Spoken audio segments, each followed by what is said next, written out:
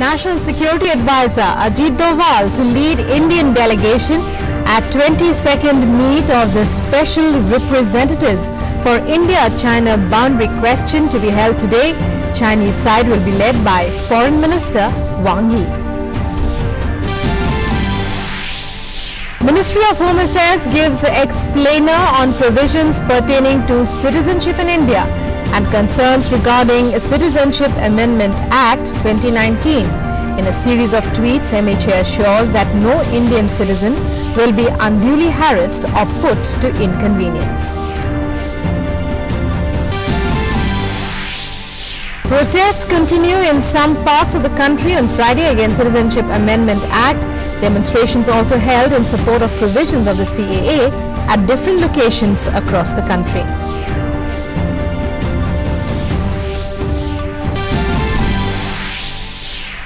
Over 71% voting recorded in last phase of Jharkhand Assembly polls. Voting was peaceful, counting to be held on Monday.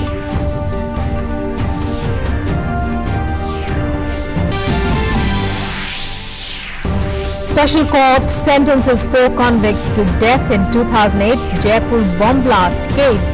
The blast had left over 70 dead and over 170 injured.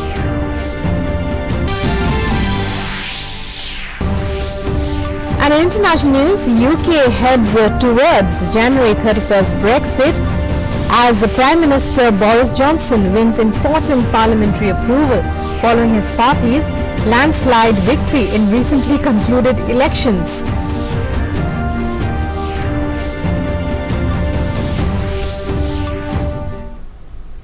Hello and welcome to this edition of the news. I'm Rukma in our top story.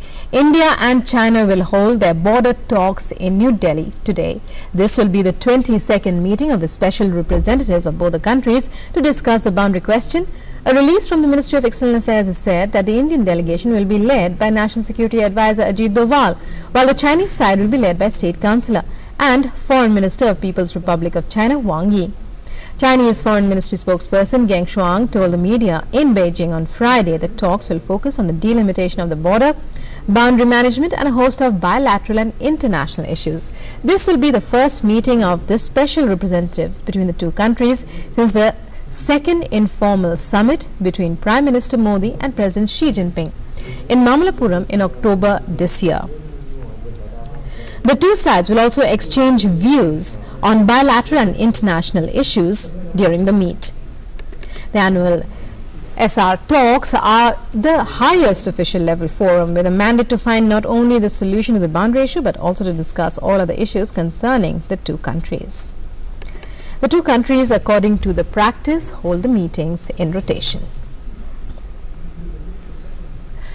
And joining us now is our correspondent Abhishek Jha, who's covering this story. A very good morning to you, Abhishek. Well, the 22nd meeting of the special representatives, which are to begin today between India and China. These talks, they're regarded as the highest official level forum with a vast mandate for discussion. What would be India's focus as far as the boundary issue is concerned?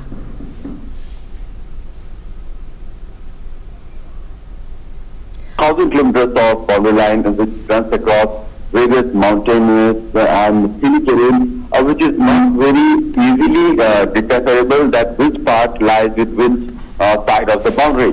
And this is one reason why there has been so many incidences of incursion from Chinese side and sometimes from Indian side also, because the boundaries are not very much clear, and also there has been the issue of India and China at respective sides that which part should lie with the country.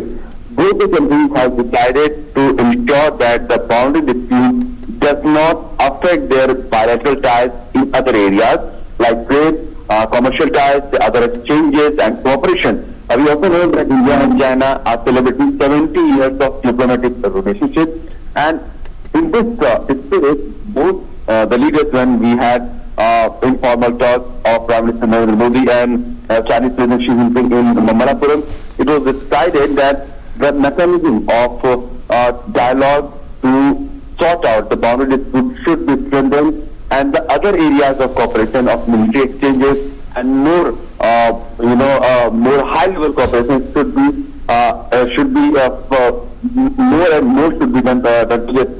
And this is why today we will be seeing India's National Security Advisor Ajit Doval talking to Chinese Foreign Minister Wang Yi, because China has deputed Wang Yi as the key person who will be taking the lead in negotiating the boundary dispute from Chinese side.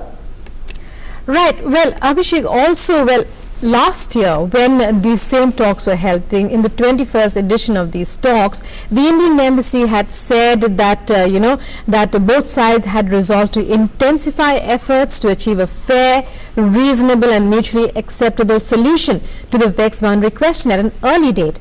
Does this mean that there is a lot that can be expected from this year's talks in terms of a solution? India and China, they have understood the fact that there is a serious issue of boundary dispute, but at the same time they have also maturely decided that the dispute can only be sorted through negotiation and discussion. And that is why we have seen that not very far ago, there has been this Doklam issue where there was almost a military lockdown of both the countries, where the military stayed there for over 2 months. So this sort of issues should not arise in future, and even if some pressure happens at the boundary, how should they be dealt with? What should be the negotiation mechanism? What should be the dialogue mechanism between the two sides? These are the issues. These are the mechanisms that are being sorted. We also know that India and China have exchanged views on many outstanding issues, not only boundary issues, and how the other issues of relationship. We know that China is a huge, India's electronic import is hugely dependent on China. We import hugely the solar equipment from China. China also is heavily dependent on Indian pharmaceuticals, Indian IT sector. So these are the commercial interests which should not be governed by the trade, by the boundary disputes that India and China have. And at the same time, this dispute should also be sorted in the gradual manner in the years to come. And this is the main spirit of the discussion. We should begin dialogue this time, and we are expecting some robust outcome once this discussion happens. Right, Abhishek. Thank you very much for joining us there. You keep your eyes on that story. We'll be back with you throughout the day for more. And moving on, the Ministry of Home Affairs yesterday said that Indian citizens do not have to prove any ancestry by presenting documents like identity cards, birth certificates, etc. of parents or grandparents dating back to pre-1971 situation. In a statement, the Home Ministry said Indian citizens do not have to prove ancestry with documents like I cards, birth certificates of parents or grandparents dating back to pre-1971 situation. Illiterate citizens who may not have any documents, authorities may allow them to produce witnesses or local proofs supported by members of the community. A well laid out procedure will be followed. The citizenship of India may be proved by giving any document relating to date of birth or place of birth or both. Such a list is likely to include a lot of common documents to ensure that no Indian citizen is unduly harassed or put to inconvenience.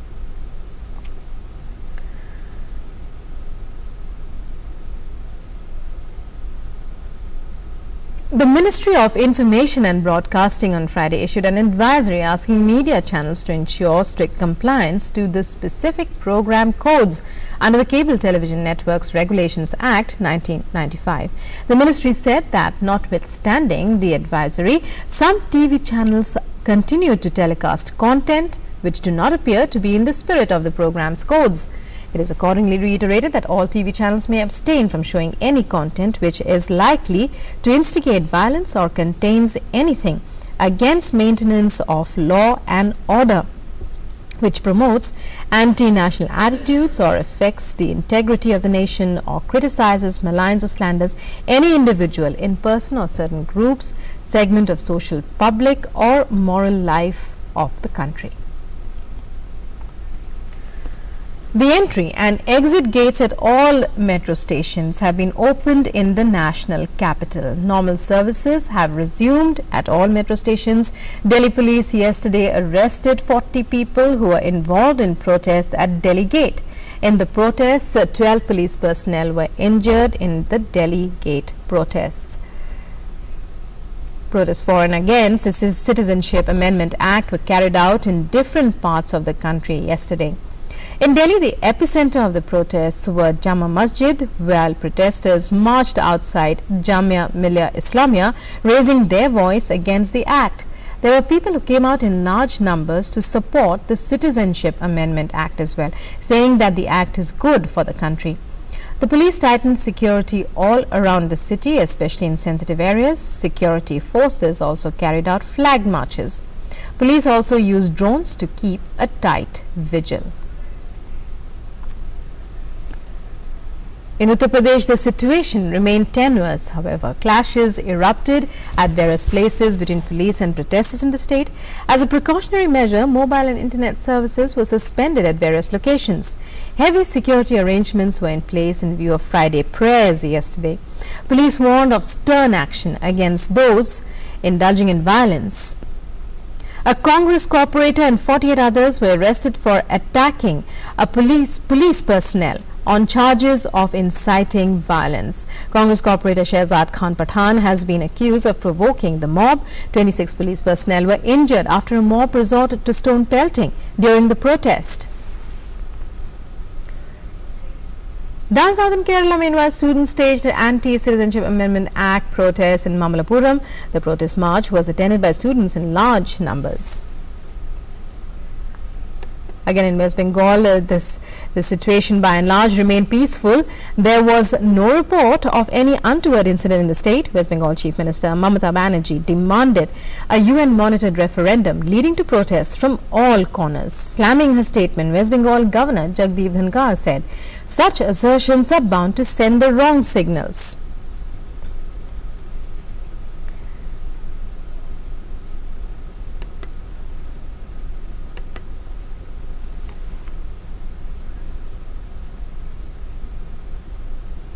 And amidst protests at some places in the country over the Citizenship Amendment Act issue, demonstrations were staged on Friday at a few locations in Madhya Pradesh as well.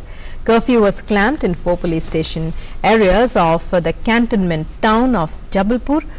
Stone pelting also took place in about half a dozen areas, injuring approximately 5 law enforcement personnel. Tear gas was used by police to bring the situation under control. Prohibitory orders are in force in more than 40 of the total 52 districts. Jabalpur-based Rani Durgavati University Vice-Chancellor K.D. Mishra said all examinations scheduled for today stand cancelled. Schools and Anganwadi centres have also been closed. Social media is being specially monitored. Mobile internet services were shut down in numerous other places. And Union Minister M.L. Mandavia handed over citizenship certificates to 7 Pakistani refugees in Kutch. The minister also met the Pakistani refugees who have taken shelter in Gujarat's Morbi and Kutch districts. The program saw participation of people in huge numbers who were in a celebratory mood. Addressing the gathering, the Union Minister appealed to people not to pay heed to rumor mongers on the Citizenship Amendment Act.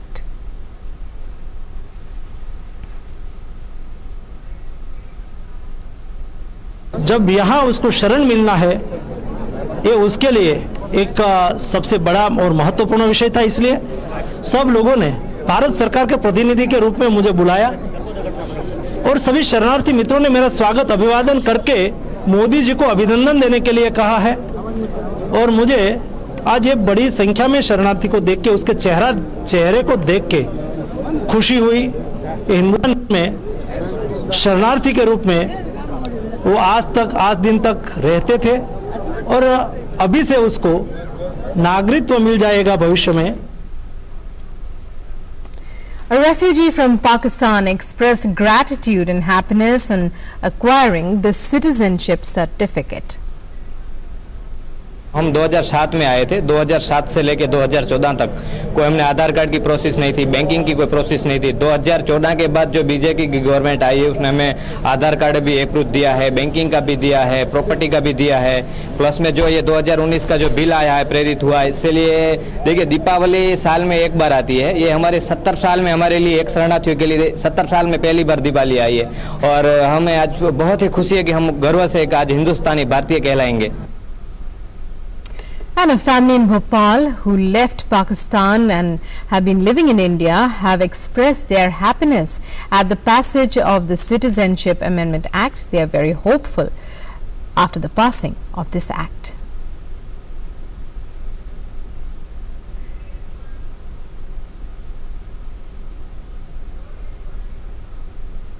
पढ़ाई लिखाई के ऊपर भेदभाव होता है, जहाँ धर्मों के ऊपर आप मंदिर तोड़ के आप मस्जिद बना रहे हो, ये गलत बात है। हमारे गुरुद्वारे में आके आप, हमारा जो गुरु ग्रंथ साहब महाराज जी होता है, सबको पता है, वहाँ अग्न भेंट करते हैं सर, आग लगा दी। ये भी आपने शायद न्यूज़ में देखा ही होगा सर। ये मतलब बहुत जो है बहुत नाइंसाफी होती है वहाँ, ऐसा नहीं होना चाहिए, जो कि इंडिया में वो चीज़ें नहीं है। और हम इसीलिए हमारा गर्व है इंडिया के ऊपर कि हमारे मोदी जी ने बहुत अच्छा किया, आगे भी हमको बहुत नाज है उनके ऊपर, आगे बहुत अच्छा करेंगे वो, हमको भी नागरिकता मिलेगी और लाखों करोड़ों लोग जो पीड़ित में है, जो कष्ट में है, सबका दूर हो जाएगा। आपको उठा के ले जाएंगे, ये करेंगे वो करेंगे, इसलिए परेशानी के चक्कर में अपन यहाँ आ गए। यहाँ अपन बहुत अच्छे सुखी हैं, बस ये है कि अपनी नागरिकता हो जाए तो बहुत सुकून मिलेगा। और क्या, हमें बहुत खुशी है। मैं तो सोचता हूँ भगवान करे मोदी पूरी जिंदगी मोदी रहे प्रधानमंत्री, हमें और कुछ नहीं चाहिए। हमें मोदी पे बहुत नाज है, बहुत नाज। Prime Minister Narendra Modi on Friday said the government has decriminalized several laws in the corporate sector in order to reduce the burden and allow industry to function in a fearless ecosystem. The Prime Minister gave his address at the inaugural session of 100 years of the Associated Chambers of Commerce and Industry in New Delhi. He said the goal of achieving a $5 trillion economy is achievable. The Prime Minister further said in the past 5 years, the country has strengthened itself so much that such goals can be set and achieved. He added that the government wants to formalize and modernize the economy. हम भारत की अर्थव्यवस्था को formalisation और modernisation, हमें उसे formalise भी करना है, हमें मॉडर्नाइज भी करना है। और इन दो महत्वपूर्ण पिलर पर हम इसको मजबूती देना चाहते हैं। डिजिटल ट्रांजैक्शन बढ़ाने के लिए तमाम उपायों से लेकर जीएसटी तक, आधार लिंक पेमेंट से लेकर डीबीटी तक, हमने अर्थव्यवस्था के ज्यादातर आयामों को फॉर्मल व्यवस्था में लाने का प्रयास किया है। इसके साथ ही हम अर्थव्यवस्था को आधुनिक टेक्नोलॉजी का इस्तेमाल करते हुए मॉडर्नाइज और स्पीड अप करने की दिशा में भी आगे बढ़ रहे हैं। The fifth and final phase of Jharkhand Assembly elections passed off peacefully in 16 constituencies spread over 6 districts of Sahibganj, Pakur, Dumka, Jamtara, Deoghar and Goda districts of Santhal Pargana region. Jharkhand's chief electoral officer said over 71% voting was recorded of the total 40,05,000 voters. People came in large numbers to exercise their franchise. Even in Naxal-affected assembly segments, the enthusiasm was clearly visible. Among youth and women voters, the counting of votes will take place on the 23rd of December.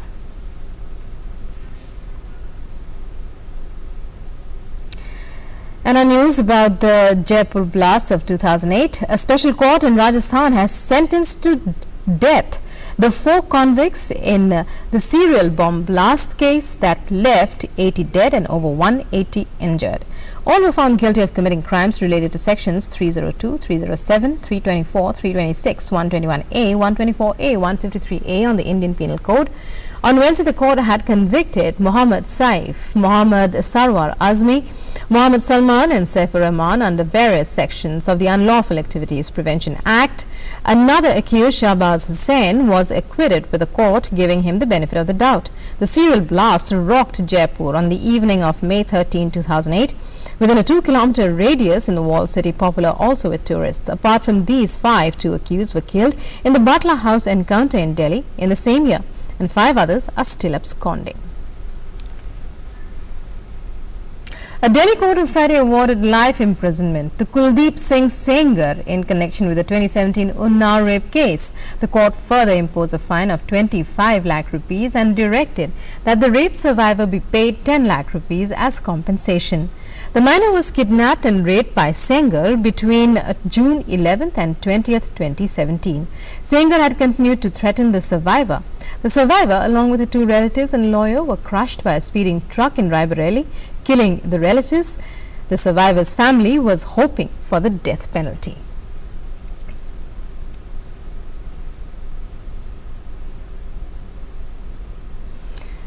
Indian Ambassador to Nepal Manjeev Singh Puri inaugurated the new premises of the Swami Vivekananda Cultural Centre in Kathmandu yesterday.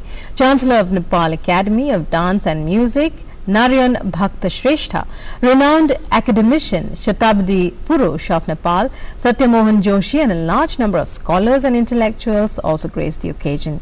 Here's our correspondent Rajkumar's report.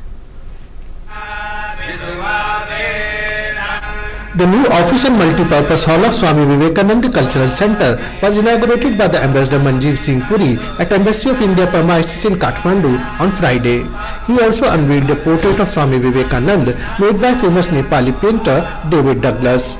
On this occasion, Ambassador Puri said new complex will help in further strengthening Indo-Nepal cultural ties. मुझे अत्यंत खुशी है, बहुत खुशी है कि आज हम विवेकानंदा कल्चरल सेंटर जो इंडियन एम्बेसी का मेन कल्चरल सेंटर है उसके ऑफिसेज, उसके जो कार्यक्रम की जगह है, उसका जो मेन सेंटर है, उसके लिए एक बहुत बड़ा पड़ाव कर सके और उसको अपने एम्बेसी के बीच में हम लोग ला सके.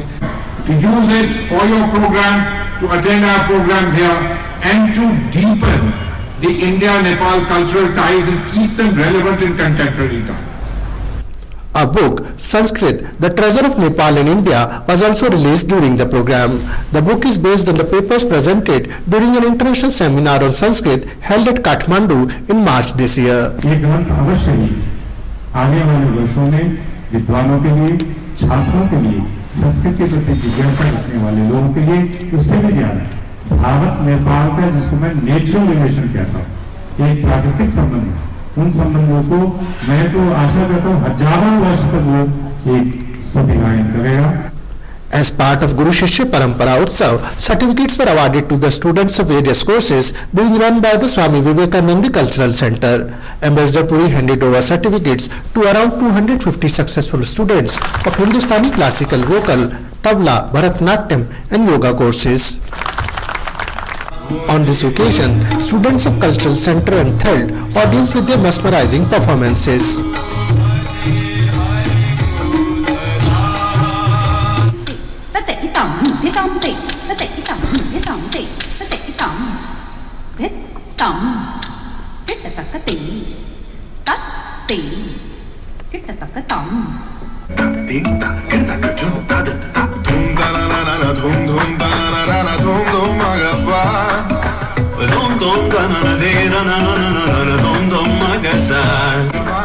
For Prasar Bharati, Rajkumar from Kathmandu.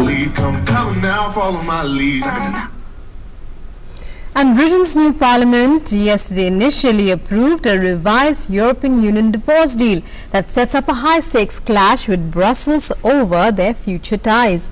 The 358 to 234 vote paves the way for Prime Minister Boris Johnson to deliver on his winning general election promise to get Brexit done by January 31st. A snap poll last week had given Johnson's pro-Brexit Conservatives a commanding majority of 365 seats in the 650-member lower house of Commons. The main opposition Labour Party, out of power since 2010 and driven by internal conflicts over Britain's place in the world, was relegated to its worst defeat since 1935.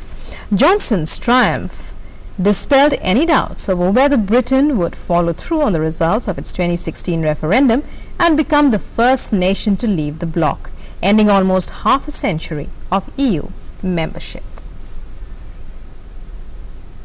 And on to sports now. Former world champion weightlifter Saikhom Mirabai Chanu has won the women's 49 kg category gold medal, opening India's account at the 6th Qatar International Cup at Doha. Chanu bagged gold with an effort of 194 kg in the Olympic qualifying event, with the points which will come in handy when the final rankings for Tokyo 2020 cut are done. The 24-year-old Manipuri lifted 83 kg in snatch and 111 kg in clean and jerk to finish on top of the podium. However, it was a performance way below her personal best of 201 kg. National Highway 305 connecting Sanj to Luri and NH 505 from Powari to Rikongpio, which was blocked due to snowfall, has been reopened. Vehicular movement has resumed. The Met Department has forecast heavy rain and snow today in Kulu in Himachal Pradesh. And more news about the weather. Biting cold wave has taken a grip over northern parts of India, with fresh snowfall in Jammu and Kashmir and Himachal Pradesh. A foggy day in Delhi has resulted in delay of 760 flights and the cancellation of 19 others. Over 100 trains remained hours behind schedule as visibility reduced to zero at some places in the morning hours. Shelter homes are open to the homeless so that they can spend their chilly winter nights in some comfort.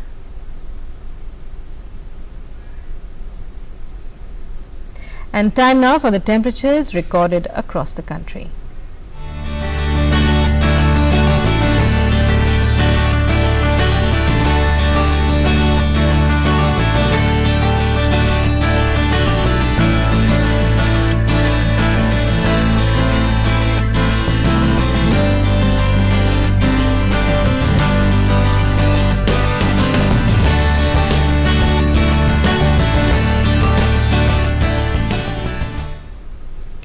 With that, we wind up this edition of the news. News and updates continue on DD News and DD India. Stay tuned. Namaskar.